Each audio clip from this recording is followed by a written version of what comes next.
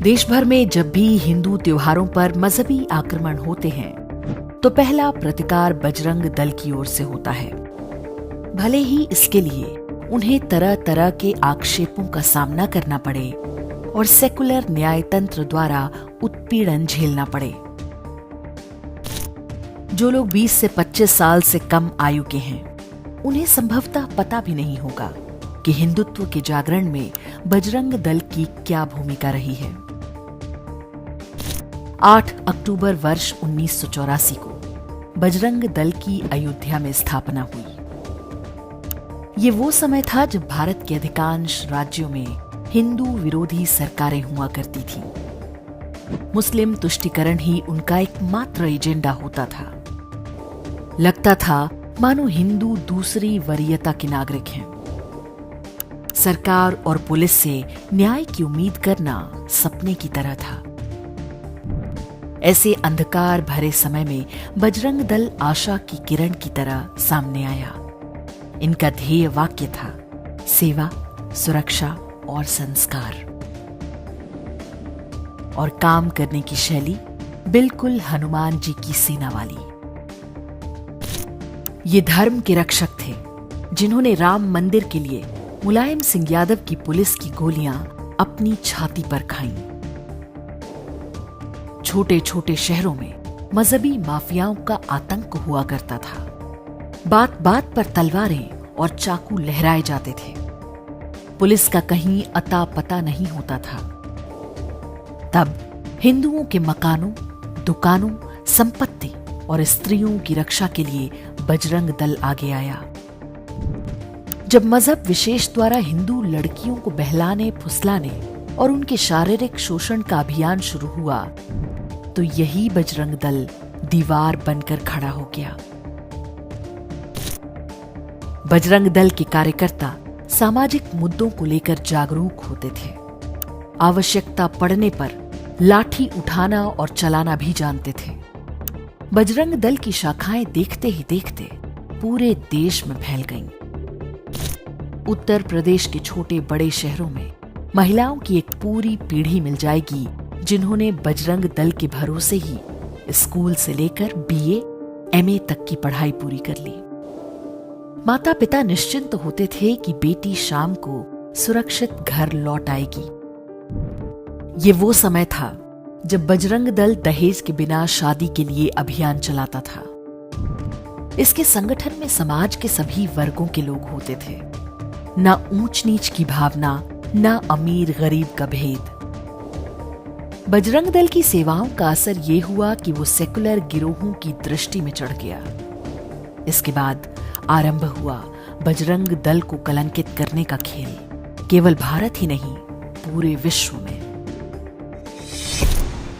वर्ष 1992 में बाबरी उन्मूलन के बाद बजरंग दल पर प्रतिबंध लगा दिया गया। बाद में इसे हटाना पड़ा।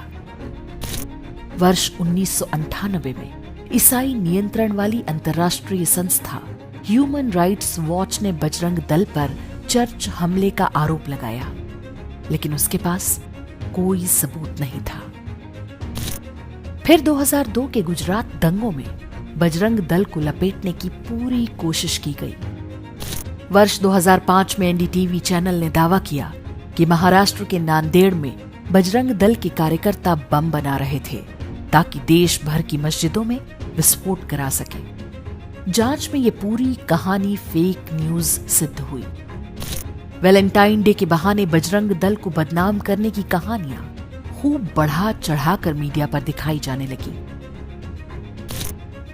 मनमोहन सिंह, सोनिया गांधी की सरकार बनने के बाद तो पूरे राज्य का एकमात्र लक्ष्य बजरंग दल के अस्तित्व को मिटा देना हो गया।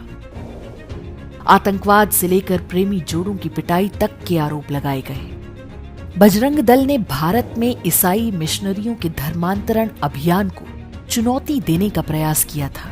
इसका मूल्य उन्हें चुकाना पड़ा।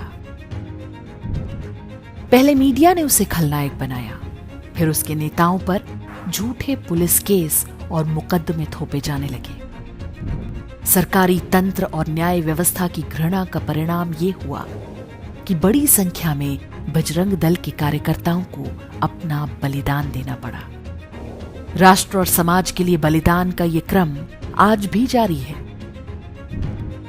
उनके लिए ना तो कभी सर्वोच्च न्यायालय ने संज्ञान लिया, ना ही मानवाधिकार के नाम पर नौटंकी करने वाले संगठनों ने। बजरंग दल हिंदू समाज की प्रतिरोधक शक्ति का प्रतीक है। देश के जिस भी क्षेत्र में बजरंग दल की शक्ति कम हुई, वहां देश विरोधी मजहबी शक्तियों को सिर उठाने का सबसे अधिक अवसर मिला।